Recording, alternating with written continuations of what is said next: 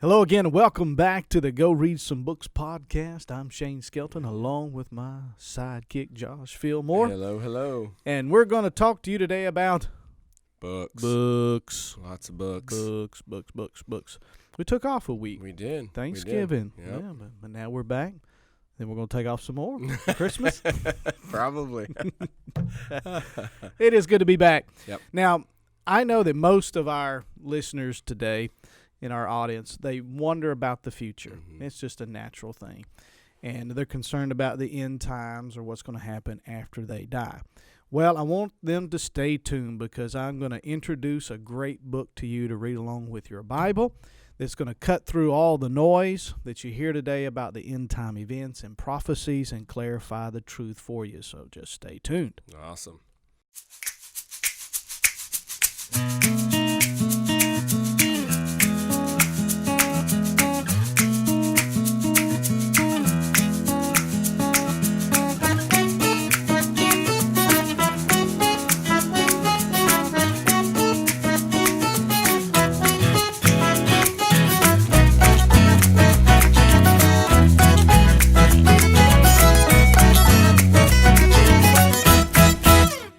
All right, Josh, we today are going to talk about the book called The Book of Signs. Awesome. The Book of Signs.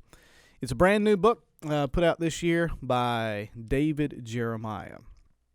Now, David Jeremiah. Heard of that guy. Yeah, absolutely. He's the founder of Turning Point, author of over 50 different books, speaks on the radio daily. I've listened to him for most of my life. He's got an international ministry. He is the pastor of Shadow Mountain Community Church in San Diego, California. Back in his younger days, he actually preached here at our church. Yeah. Did not know that. Yes, he did. Wow. And used to be with, I think it was a college there in Ohio, Cedarville or something like that. And so back in the day, but he's a well-respected Christian, and people love to read his books and listen to his podcast. He's been a reliable preacher and author for many, many years. Wrote a lot of books. He's got a great book on prayer. Maybe we'll review here one day. Okay. But people are fascinated by the signs of the times and the end times, things of that nature. And so he's wrote this book, I think, that helps clarify some things. It's a very easy read. The book is broken down into 31 chapters. He does it in 5 parts. He talks about the international signs. He talks about cultural signs, heavenly signs, tribulation signs, end time signs. Just a quick little look here at the contents. Under each one of these different parts, he talks about in the international signs, he talks about Israel, Europe, Russia, Babylon, America. The cultural signs, he talks about materialism, immorality, radical Islam, persecution, spiritual warfare, and then apathy, which I read a couple of these again this morning, refreshed my memory, and they're excellent. Oh, wow. Heavenly signs, he talks about the rapture, the resurrection. He talks about heaven, judgment seat of Christ, rewards, worship. The tribulation signs, he talks about the 4 riders, the Antichrist, false prophets, the martyrs, the 144,000, the 2 witnesses, the dragon, the mark of the beast, and Armageddon. And then finally, the 5th part is the end signs. And he talks about the return of the king, the millennium, the great white throne judgment, the new heaven and the new earth, and the holy city. So it's broken down in some chapters, and the reason why I read you the contents there is because you don't have to just take this book and read it from the beginning to the end. Mm-hmm. You can pick out, certain parts and read what you're interested in at the time, and you can always refer back to it. So it's not something you have to just pick up and read from the beginning to the end, which I would recommend, but you can, peruse here and there and skip back and forth. Just whatever you're interested at the time. Say you're in a conversation with something or somebody about a certain event, and you can always refer back to it. Which is, I think, one of those that's like the talking point usually. Oh, yeah. You can open up a whole can of worms when you start getting in and talking about that. I'm a big outdoorsman guy or Mm-hmm. whatever. So the big, community with that is the zombie apocalypse. So, the preppers, they get all excited about, zombies and apocalypses and, the end of times and how the world's going to meet, us and the roaches, and all that kind of stuff. It's fun to kind of talk to those kind of guys and just kind of see how far out they get with a lot of the stuff they do. But that book I think would be really fun to pick through on that. To me it's a layman's guide to the end times. And what I mean by that is this: it's not filled with language that will confuse you. Right. I admit that there are end time books on the market today that you have to be a scholar to read. Mm-hmm. I don't claim to know everything about the Bible. I know a little bit, and I'll read some of these books and I'm thinking, what are they talking about? I don't think they have a clue what they're talking about. They've been talking to those preppers too much. And I think if I don't understand it, I know the people in the pew ain't going to understand it. Right. But then you go to the other side of the spectrum, and then there's a lot of books out there that try to oversimplify things. And when they oversimplify things, they miss the message. Right. And then the market is flooded. I tried to look on my shelf and count how many books I had on the end times. I have quite a number of them. I mean, just shelf after shelf. I mean, some talking about the blood moons and the others talking about Daniel's vision. And, I'm not even quite sure those authors know what all that is, you know. But, I mean, it's just half of it's confusing, to say the least. Or they focus on that one aspect and they miss the forest for the trees. Mm-hmm. And then you read other books, and they're very good maybe on dispensationalism, but then they're not good on the details. And then some are good on sensationalism and then not good on dispensationalism. Mm-hmm. There's a lot of things out there that they just confuse you. But if you're not careful, you can surely read some of these books and get off the path and get confused and doctrinally and spiritually. So you have to be careful what you read, and what I recommend to people about the end times. I'm very, very cautious about that.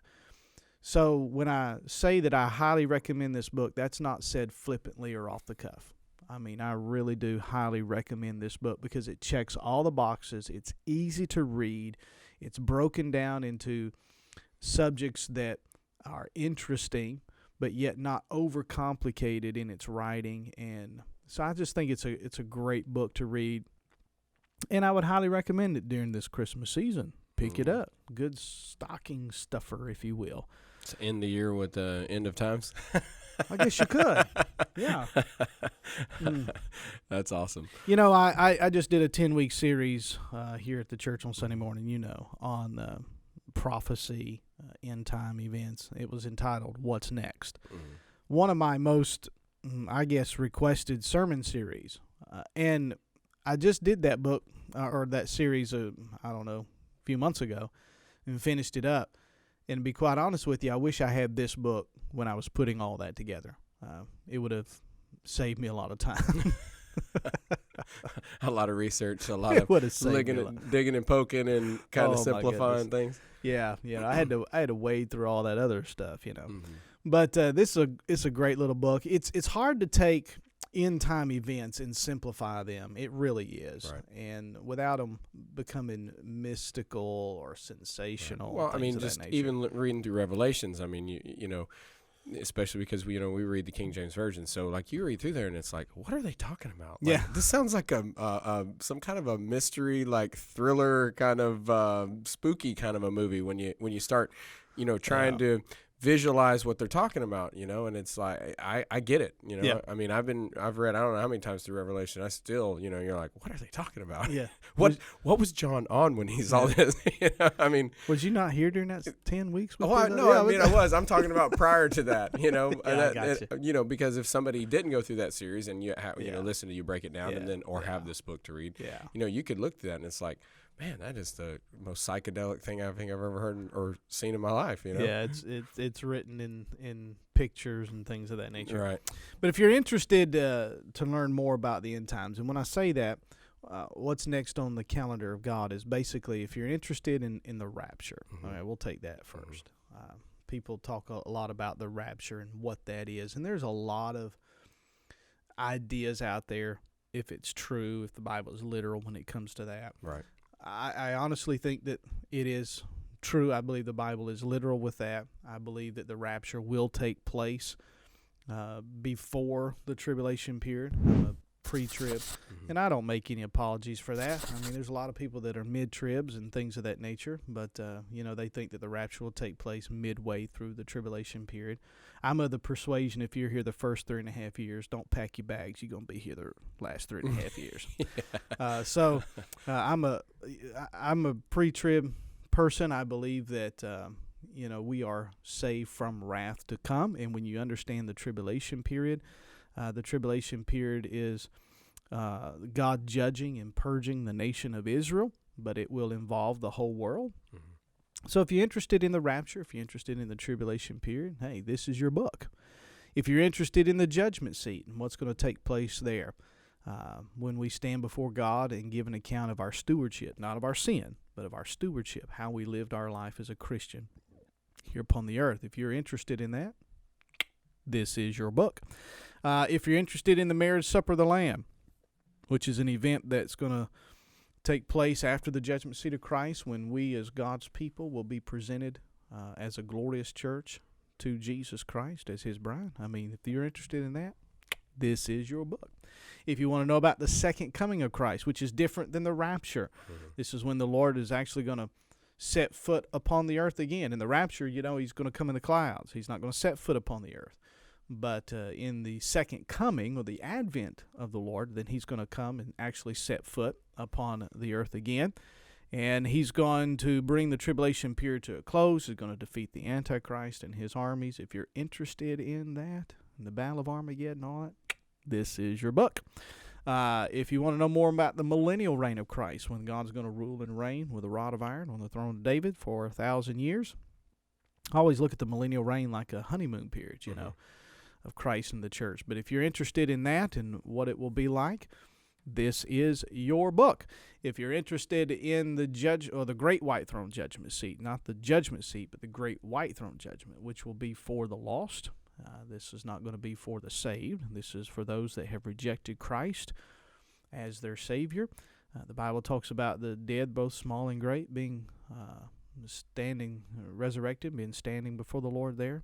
And they're going to give an account of their rejection of the Lord Jesus, going to give an account of their works and things of that nature. If you're interested in that, this is your book.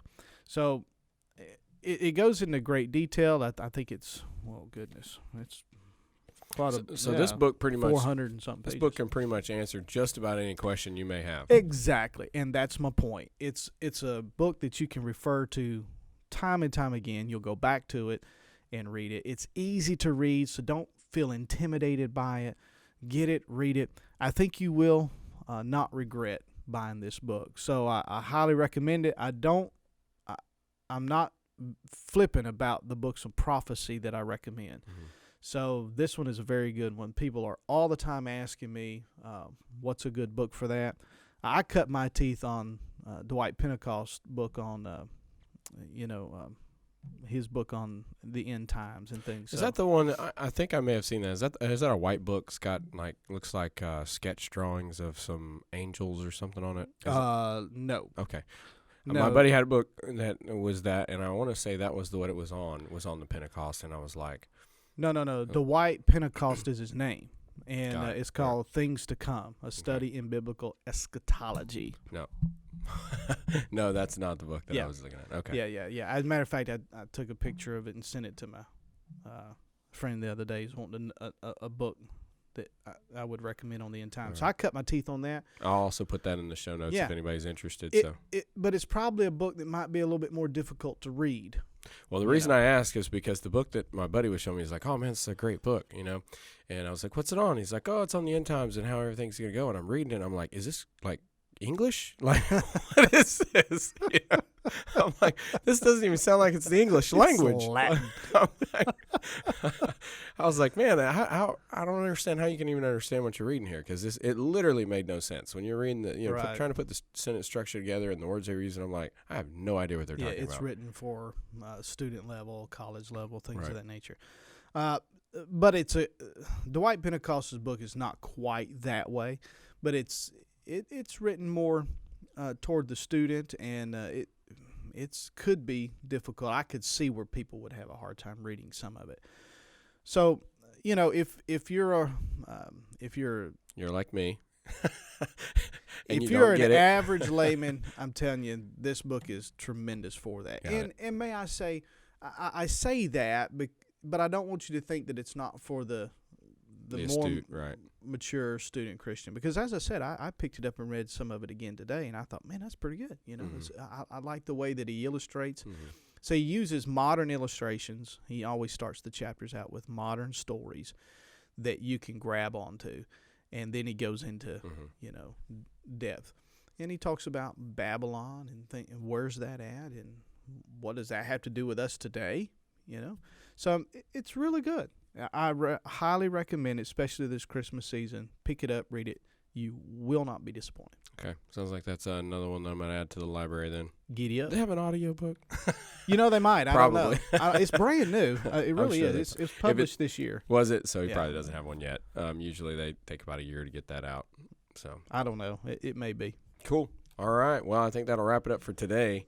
You got anything else you want to add before we get? Go read some books Go and read some Merry books. Christmas. Merry Christmas to you guys. As always, you know, you can find us on all the social media. We're on YouTube, so if you are listening, you can actually watch as well on our YouTube channel. Go read some books.